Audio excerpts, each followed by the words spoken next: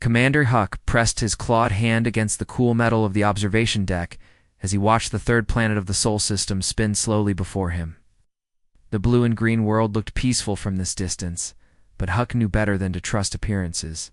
His ship, the Stellar Wind, had traveled for months to reach this place after the Calith Confederacy detected old radio signals coming from this system.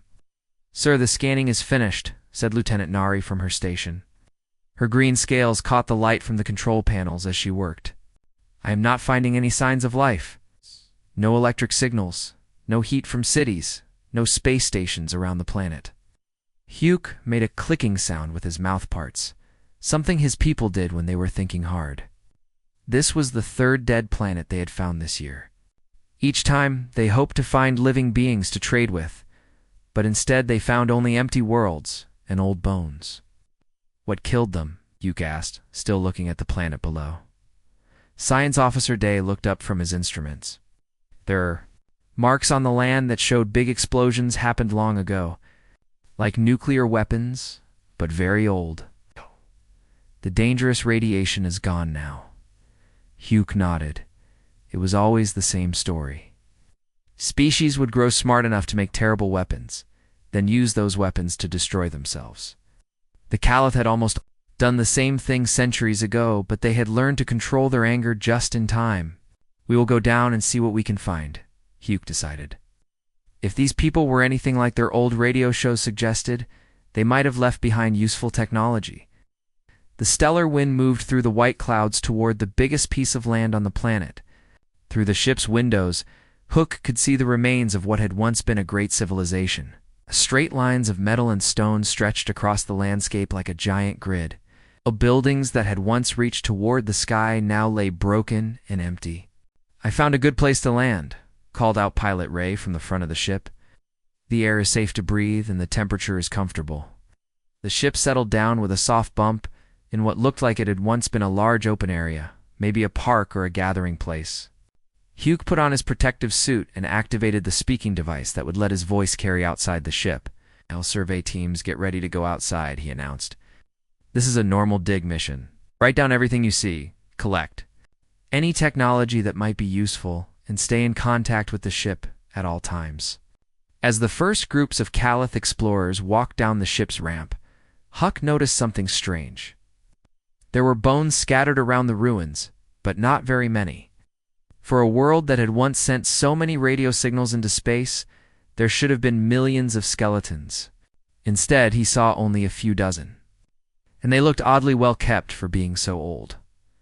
The bones were also strange in another way. They belonged to creatures that had walked on two legs, like the Calith, but they were smaller and had no scales. Their skulls were round and smooth, with eye sockets that faced forward like a hunter's eyes. Hugh picked up one of the arm bones and was surprised by how light it was. These creatures had been built for speed, not strength. "Sir, look at this," called out Specialist Bora from near a collapsed building. She was the team's expert on sounds and vibrations. "These structures are built in a very odd way. The spaces between the walls create echo chambers." Hugh walked over to where Bora was standing. The building had once been tall, but now only the bottom few floors remained. The walls were covered in strange symbols that looked like they might have been writing, but no Calith computer could read them. "Echo chambers?" Hugh asked. "Yes, sir. If someone made noise in one part of the building, it would carry two other parts very clearly. Almost like these people designed their buildings to help them communicate over long distances without using machines." That was interesting. Most species developed electronic communication before they developed space travel. But these ruins showed signs of advanced technology alongside very simple, almost primitive communication methods.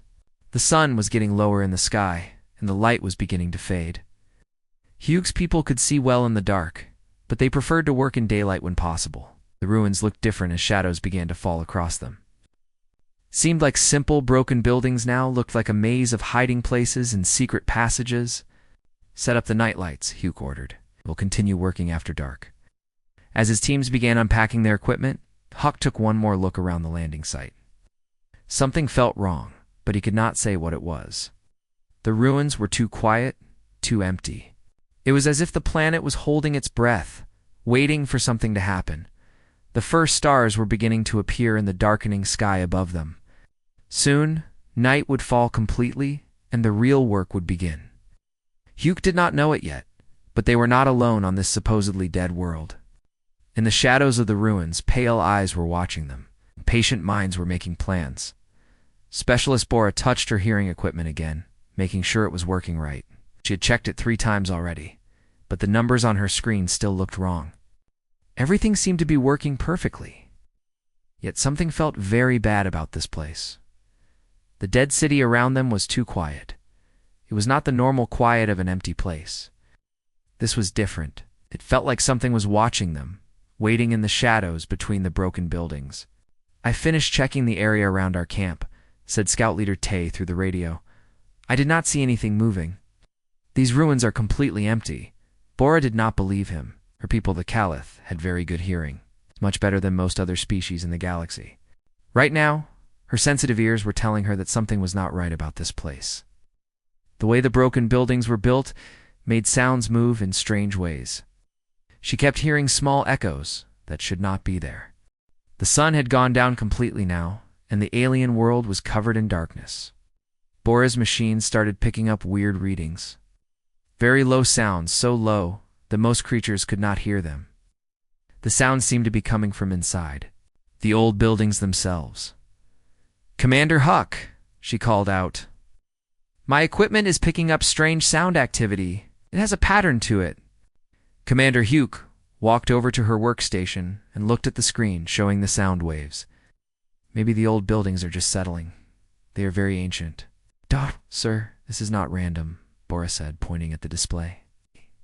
She made the image bigger so he could see the regular beats of sound. "Look at this pattern. It is almost like—" Before she could finish speaking, the sounds changed. What had been tiny vibrations that only her machines could detect suddenly became loud enough for everyone to hear. The sounds echoed through the ruins all around their camp, but these were not the sounds of old metal or stone moving.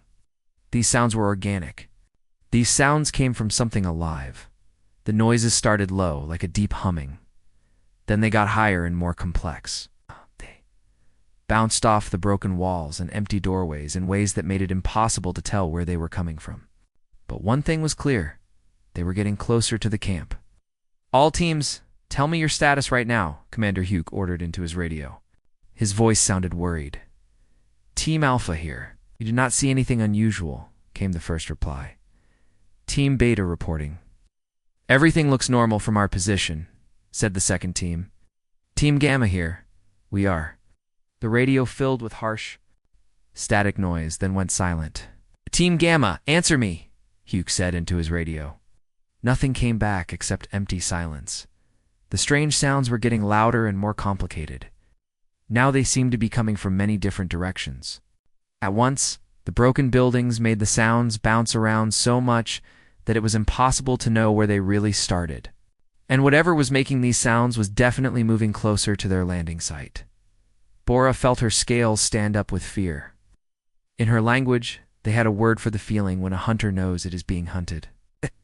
That was exactly how she felt right now. Her sensitive hearing could pick up details in the sounds that the others might miss. These were not random noises. There was intelligence behind them, purpose, planning.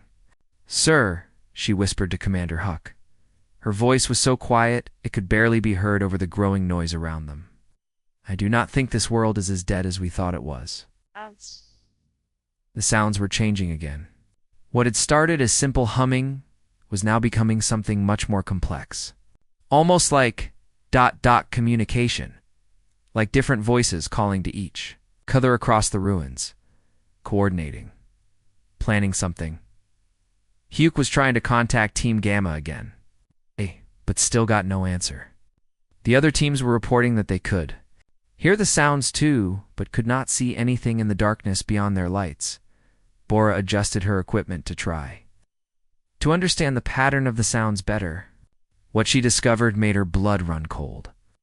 The sounds were not just random calls. They had structure, rhythm. They were organized like language, like a conversation between multiple speakers. They were completely surrounding the Caliph. "Camp Commander," she said, her voice shaking. "Sounds They are not just noises. I think they are talking to each other. Before Huck could respond, all the sounds stopped at once. The sudden silence was even more frightening than the noise had been. In that terrible quiet, Bora could hear her own heart beating and the nervous breathing of her fellow Caliph. Then, from somewhere in the darkness beyond their lights, came a new sound. A single long call that seemed to rise and fall like a wave. It was answered immediately by another call from a different direction, then another, and another. The creatures, whatever they were, had finished their conversation. Now they were ready for whatever came next. The night was just beginning, and Bora had the terrible feeling that she and her teammates were about to discover what had really happened to the original inhabitants of this world. By the third night, on the dead planet, Scout Leader Tay was getting very worried. He had already lost 2 more teams of explorers. The strange creatures that lived in the ruins had taken his people away quietly and completely. All that remained were broken pieces of equipment scattered on the ground, and the memory of those awful organized sounds echoing through the darkness. Tay stood in the main command center of their temporary camp, looking at the reports from his remaining scouts. Each report told the same frightening story. Teams would go out to explore the ruins during the day, but when night came, some of them would simply disappear. No screams, no calls for help, no signs of fighting. They would just vanish into the shadows. "Commander, I need to show you something." "Important," said Intelligence Officer Yoon as she walked up to Hugh with a datapad in her hands. "These attacks are not happening by chance. Look at this pattern." She showed him a map of their camp and the surrounding ruins. Red marks showed where each team had disappeared over the past 3 nights. Blue lines showed the routes the teams had taken during their patrols. "See how the attacks follow a specific order?" Yoon pointed to the marks on the map. "These creatures are learning how we move. They know which paths we take, what time we take them, and how we talk to each other on our radios. They are studying our behavior and using it against us." Commander Huck looked at the display with growing concern. His mandibles clicked rapidly, which meant he was thinking very hard about something unpleasant. "Are you saying these creatures are smart enough to plan their attacks?" "I am saying more than that," Yoon replied with a grim expression on her scaled face. "I think they have been watching us and learning about us since the moment we landed on this planet. Maybe even since before we landed." The proof of what Yoon was saying came when Engineer Min finally managed to fix one of their small flying scout machines. The drone had been damaged during the first night, but Min had worked for 2 days to repair its memory system and camera. "Got the video files back," Min announced as he connected the drone to the main display screen. "You all need to see what this machine recorded before it was destroyed." The screen flickered to life, showing the view from the drone as it flew over the ruins on that first terrible night. At first, everything looked normal. It's just empty buildings and scattered stones in the moonlight. But then, Min adjusted the image settings to make it easier to see in the dark. What they saw made everyone in the command center go completely silent. Moving through the ruins were dozens of figures walking on 2 legs, just like the Caliph. But these creatures were not Caliph. They were the original inhabitants of this world, the same species whose bones they had found scattered around the landing site. Except these were not bones. These were living beings. The creatures were pale, almost white in the moonlight.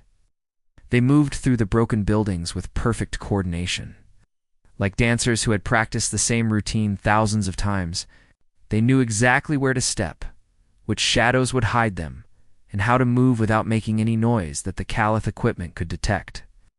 "Enhance the image of Sector 7, Commander Huck ordered, his voice barely above a whisper. The picture zoomed in on a group of the pale figures gathered around what looked like pieces of Caliph equipment. The creatures were examining the alien technology with obvious intelligence, turning the devices over in their hands and testing how they worked. "By the void," whispered Communications Officer Sue. "They are the same species that used to send radio signals into space. The ones we thought were all dead. They are still alive." "But how's that possible?" asked Lieutenant Nari. "Our scans showed no heat signatures, no electrical activity, no signs of technology or civilization, because they learned how to hide," Yoon said quietly. "Look at the heat sensing overlay. They are using the temperature of the ruins to hide." their body heat. Their way of talking to each other does not use electricity, so our sensors cannot detect it. And they have had hundreds of years to perfect these hiding techniques. The video continued to play, showing more and more of the pale figures moving through the ruins. Some were carrying weapons that looked like modified versions of Calith equipment, tools, and guns that had been taken from the missing teams and changed to work for hands that were different from Calith claws. "How long do you think they have been watching us?" Yuke asked, though he was afraid of the answer. "Since we arrived in their star system," Yoon replied. "Maybe since before that." "Commander, I do not think we discovered a dead world. I think we walked into a trap that was set specifically for us." As if the creatures could hear their conversation, the night sounds began again outside the camp.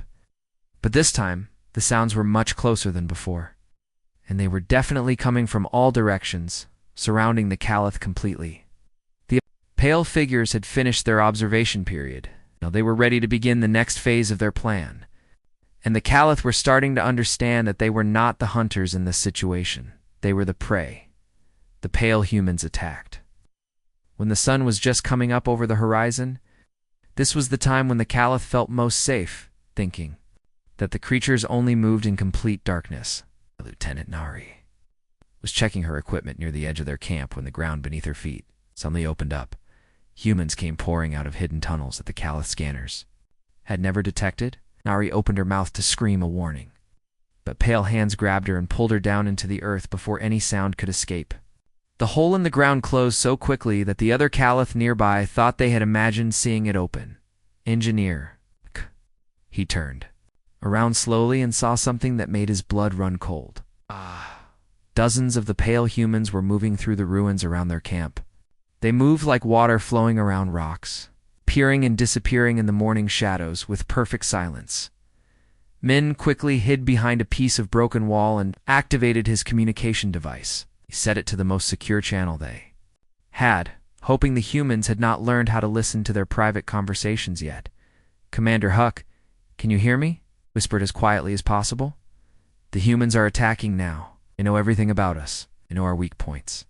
They know how we think, and they are using our own weapons against us." The reply that came back through his radio was broken and filled with static noise. "Min, can barely hear you. They are everywhere, Min realized with growing fear that the humans had learned how to jam their communications, but they were doing it in a very clever way. They were not completely blocking the radio signals. Instead, they were making the signals weak and unclear. This meant that the Calith teams could still hear each other's voices, but they could not coordinate their defense properly. The humans wanted the Calith to hear each other's fear and panic, but not be able to help each other from his hiding place. Min watched as one of the human creatures picked up a piece of Calith body armor that had been left behind by one of the missing teams. The human was clearly female, though it was hard to be sure in the dim morning light. Her skin was very pale, almost white, and she had no hair on her head. The human female turned the armor over and over in her hands, testing how heavy it was and how it was balanced. She examined every part of it with obvious intelligence, learning how it was made and how it worked. Then she set the armor aside and picked up what looked like a Calith energy weapon, but it had been changed and modified in ways that Min did not understand. What frightened Min the most was how efficient and organized the humans were. These were not wild animals hunting for food. These were trained soldiers who had been preparing for this fight for a very long time. Every movement they made was planned and purposeful. They are not just good at surviving in this environment. Min whispered into his radio, hoping someone could hear him clearly. They have changed their environment to help them fight. Every shadow, every hiding place, every sound that echoes through these ruins, it has all been prepared and planned for this moment. The human female suddenly stopped what she was doing and looked directly at the place where Min was hiding. Her eyes were pale and almost colorless, like ice, but they showed an intelligence that was definitely aware of his presence. She slowly raised the modified energy weapon and pointed it exactly at his position behind the broken wall. Min felt his heart stop beating for a moment as he realized the terrible truth. The human had known he was there the entire time. been performing for his benefit, showing him how easily they could use Calath technology, how completely they understood Calath tactics and equipment. She had wanted him to watch and learn and report back to his commander. The energy blast that hit him was not designed to kill. The humans had modified the weapon so that it would only knock him unconscious. They wanted to capture him alive, probably. To learn more about Calath biology and psychology, as the stunning energy washed over his body and his vision began to fade, Min could hear the organized sounds of the humans starting up again all around the ruins. But this time, the sounds were different. They were not the careful, quiet communication sounds of hunters stalking their prey. These were louder, more confident sounds. Victory songs. Celebration calls. The sounds of a successful hunt. The humans had been planning this encounter for much longer than the Calath had realized. Every detail had been thought through and prepared. The Calath had not discovered a dead world and decided to explore it. They had been invited to this world, lured here by the old radio signals, and then trapped like animals in a cage, as consciousness left him completely. Min's last thought was a terrible realization. The hunt was not just beginning. The hunt was proceeding exactly according to the humans' plan, and the Calath had been the prey from the very first moment they entered this star system. Commander. Huck's clawed hands were shaking badly as he pressed the button to seal the last protective door on the stellar wind. When his exploration mission had started 3 days ago, he had 47 crew members under his command. Now only 6 Calath remained alive. The pale humans had taken all the others during their carefully planned attacks, as Hugh worked to secure the ship. He realized something that made him feel even more afraid. The humans had not prevented them from reaching their spacecraft. In fact, looking back at their escape route, he could see that every step of their retreat had been guided and controlled by the humans. They had been herded like farm animals back to their ship. "The engines are working and ready to go," reported the surviving pilot. Her voice sounded empty and tired from 3 days of terror and running. "But, Commander, the humans are not trying to stop us from leaving." Hugh looked at the ship's outside cameras and understood why the pilot sounded so confused. Through the electronic eyes of his ship, he could see hundreds of pale human figures coming out of the ruins around their landing site, but they were not attacking or trying to damage the ship. Instead, they were standing in perfect straight lines around the stellar wind, like soldiers at attention. They were just watching and waiting, the sight of so many humans standing together and organized. Groups was terrifying. During the past 3 days, the Calath had only seen small groups of humans moving through the shadows. Now they could see the true size of the human population that had been hiding in the ruins. There were far more of them than anyone had imagined. "Take us up into the sky immediately," Hugh ordered his pilot. "Use maximum engine power to get us to hyperspace jump coordinates as fast as possible." As the stellar wind lifted off from the surface of the planet, Hugh could not stop thinking about what had just happened to his crew. The humans had shown complete control over the entire situation from beginning to end. They could have destroyed the Calath ship while it was on the ground. They could have killed all the crew members instead of just capturing most of them. They could have taken all of the Calath technology and equipment. Instead, they had chosen to let some of the Calath escape. The question that frightened Huck the most was, why had the humans allowed them to leave? The answer came when the stellar wind reached the outer edge of the star system and was preparing to jump into hyperspace. Suddenly, every communication device on the ship started receiving incoming signals on all possible frequencies. These were the same radio frequencies that had been completely silent for hundreds of years. Unknown alien vessels, came a voice, speaking perfect Calath language through the ship's speakers. "This is the planet Earth. We know that you are out there in the galaxy. We have been waiting for you to come and find us." The voice was calm and confident, showing no fear or uncertainty. It continued speaking in the Calath language, but then switched to other languages that Hugh recognized.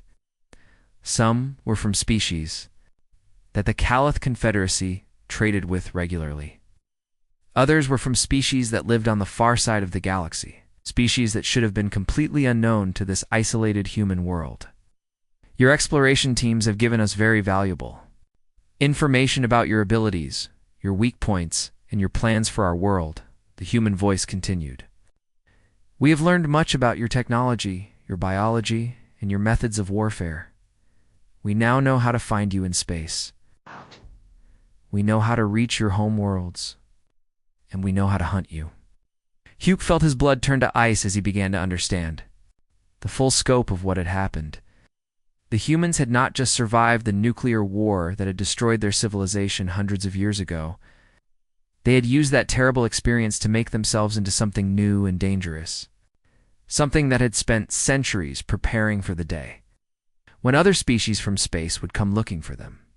The radio transmission continued, now speaking in a dozen different alien languages, proving that the humans had somehow learned about many other species in the galaxy. We monitored your approach to our system. We studied your ship designs and your communication methods.